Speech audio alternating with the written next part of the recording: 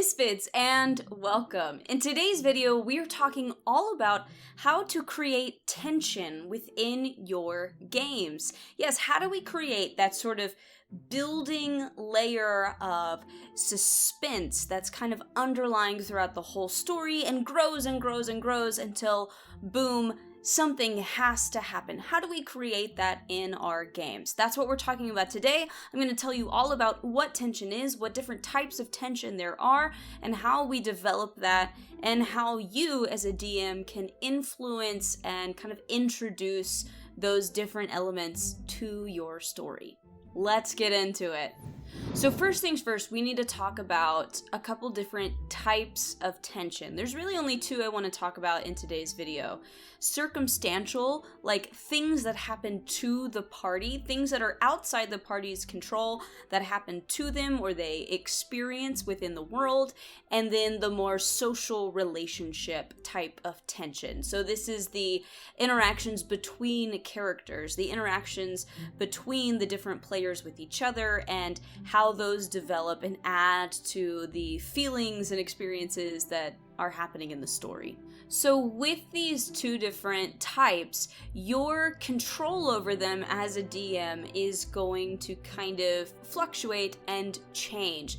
Now, obviously, it's really easy for you as a dungeon master to control the circumstantial stuff, like the events that are happening to them. That's what you do as a dungeon master already. So that's really easy to kind of influence and control.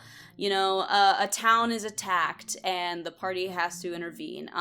A curse is cast on a group of people. A villain is revealed.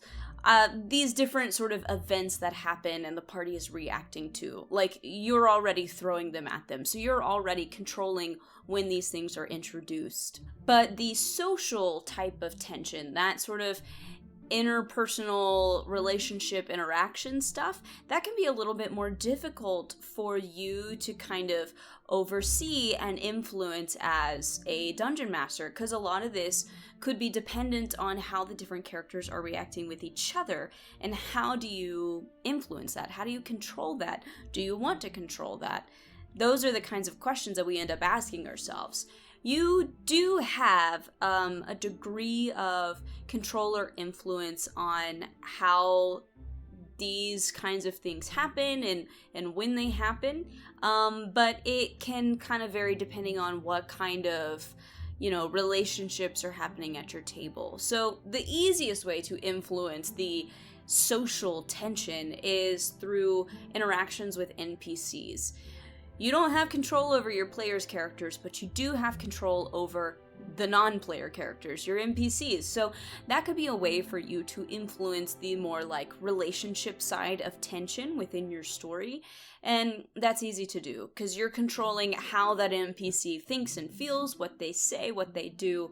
So that's all within your control. But there are ways in which you can kind of influence and affect how different characters react with each other, and that could be through the circumstantial stuff that's happening. So there's a little bit of crossover between these different types of tension. Sometimes these outside circumstances and events affect how our players think and feel about themselves and each other. Perhaps there was a big event in town where a villain was revealed, and we find out that that villain is related to one of the party members. Now, they're gonna have a really interesting time interacting with the rest of the party because they've been revealed to be tied to this villain, and they're all gonna need to talk about it, and that's gonna affect how they might think and feel about each other. That's a way for some of these circumstantial things, these outside events, could influence and impact how these different characters react and act towards each other. And you're not controlling how they interact with each other, but you are influencing. You're setting the stage, you're providing the prompt, and then you're sitting back and watching how they choose to handle it.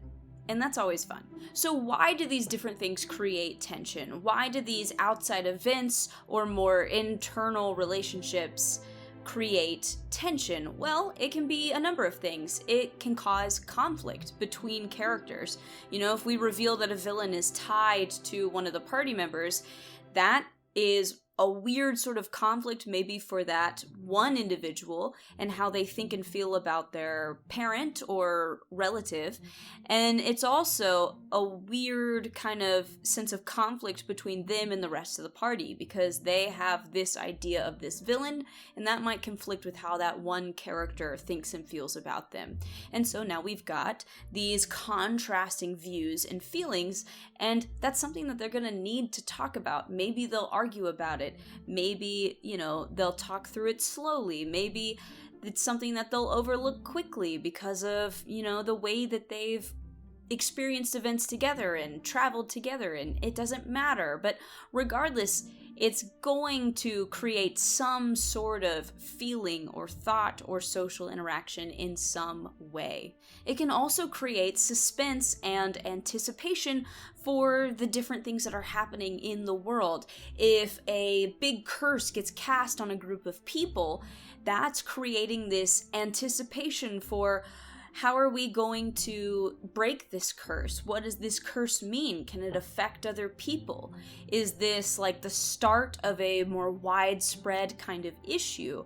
What does this mean for the characters that are cursed? That's creating this level of suspense and anticipation, tension, and that's really interesting. It helps drive the story forward, it helps create momentum, it helps people want to come back and figure out what the next step is, which is super valuable for you as a dungeon master, creating this intrigue and this desire to come back to the table each time. So what are the next steps in us developing this tension? We've talked about different types. We've talked about why they create tension and how we can sort of influence and control them as a dungeon master. But what are your next steps? Well, a big one is going to be pacing. So the pacing of these events, these things that are happening, whether they're social interactions or big circumstances and outside things happening to the party, the pacing of them is going to affect kind of the feel of the story and what kind of story you're wanting to tell. Do you want a slow build of events over the course of the entire campaign that eventually leads to this big final climax at the end of the game? Or do you want a bunch of more rapid fire things happening that kind of erupt into a big final scene or showdown at the end of the session or at the end of like a smaller arc? These are very different ways of handling it, but both of them are super important, super valid. It just sort of depends on the kind of story you want to tell. And this is something that you easily have control over. Of course, with these different like events and encounters and things that are happening to the party that's outside of their control, that's all you. You decide when you're throwing that at them. You decide when it's time in the story for that to happen. But also, you can control some of these more social interaction things as well. You can do that through how often you give the party downtime to stop and talk to each other.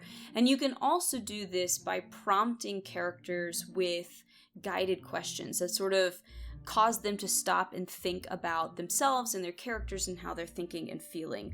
I definitely have some players at my table that really love getting put in the hot seat and us delving into their character and kind of being put on the spot. And then I also have some players at my table that really kind of shy away from that a little bit. They're not as likely to initiate or instigate some sort of social interaction that could lead to growing tension or conflict. So a lot of times for those players, or honestly, for all of them, I will stop and say, okay, well, I want you to tell me how your character is thinking and feeling in this moment. Or, we just learned a lot of interesting things about your character and your character's backstory. What are they thinking about that? How are they feeling after all of these things have happened? Are they worried about how that might affect their relationship with the others at the table? It's not you saying, all right, you have to go talk to this character about this thing that happened, go. It's you just asking that player to just stop and think a little bit about their own character. I find this really helps with players that maybe don't jump into character as easily as others. I really think it helps get them in the headspace of the character that they're playing as, and eventually this really does help lead to them naturally going into those roleplay moments themselves without your prompting, without your guidance, and that's always great to see. Regardless of the kind of pacing you settle on, I think it's really important to dangle answers and resolution to these problems that are being created like a carrot on a stick. This is how you motivate the characters to pursue, a lead in the story. This is how you kind of provide that momentum in the story. You're leaving that trail of breadcrumbs. Unless it's the final resolution of the campaign or whatever this sort of arc or story is, I think the answers that you give to the party should create more questions. As they find out what one thing means, they're now asking a couple new questions. Let's say our big conflict that we've thrown at the party to create tension is a curse that's been cast. So as the story progresses, as they learn more about this curse, you will dangle answers in front of them. They finally find out who cast the curse, but that creates more questions. Why did they cast it? And what exactly does the curse do? Then they find out what the curse does, but they don't really know why it does that, or what types of magics are involved, or better yet, how this person that cast it came to possess such magics. And so that's leading to more questions and more questions and more questions. And all of these things build and build and build and build until you get to the final resolution of the story. But I think something else that we need to think about is considering the genre of the story that we're telling. So in like a horror genre, you might not want to answer all of the questions you pose to the party. You might not want to provide an explanation for everything that's happening, because sometimes the lack of the explanation helps add to the horror feel. I'm currently running a campaign that has a lot of Lovecraftian kind of vibes and themes in it, and there are some places that are just unsettling, and I try not to explain why. I think the mystery, the sort of mystique and unsettling nature of some of the locations that they go to really help add to this building, unsettling suspense throughout the story. You spot the cave up ahead, and you also feel this shiver down your spine, and you whip your head around, and you just see these almost spectral figures of just dozens of people standing still, pointing at you, and then they all disappear. Oh my god. I hate that. What? 15. There's periodically there's a sort of like a gentle warm breeze that comes out of the cave, and it'll come out for a little bit. There's a little bit of a pause, and then it almost feels like the air is flowing back into the cave. Is this cave alive? Is it breathing? This cave is totally, we're walking on some creature.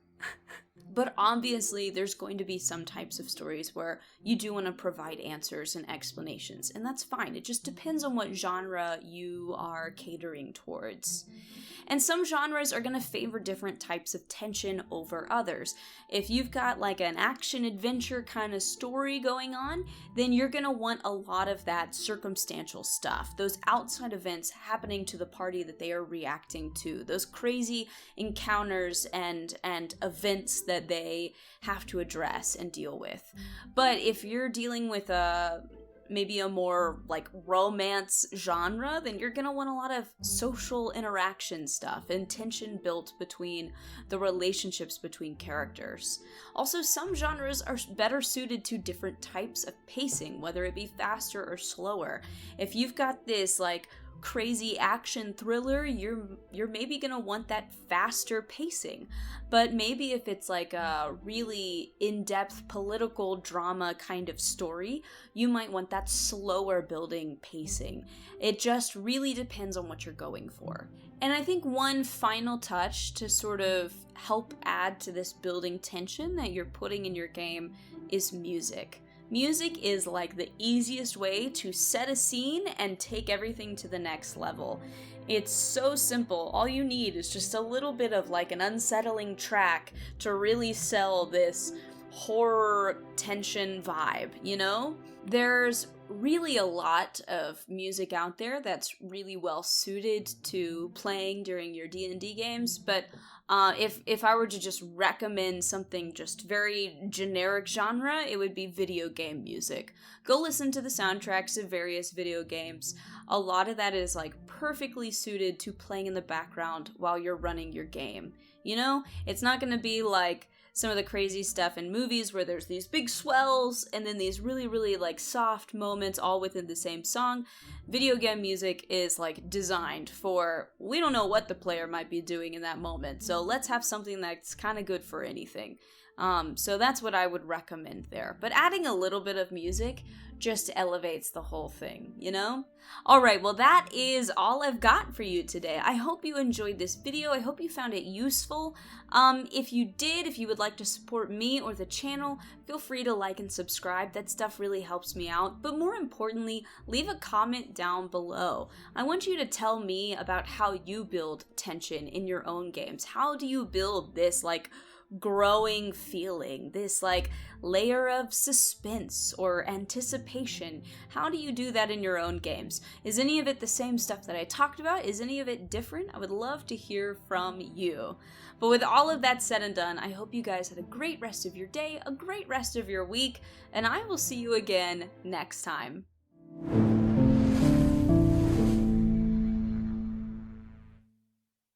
I have a little bit of a different setup now. I got a new microphone for Christmas, and I've been playing around with it. I was not happy with the audio levels I ended up with in last week's video.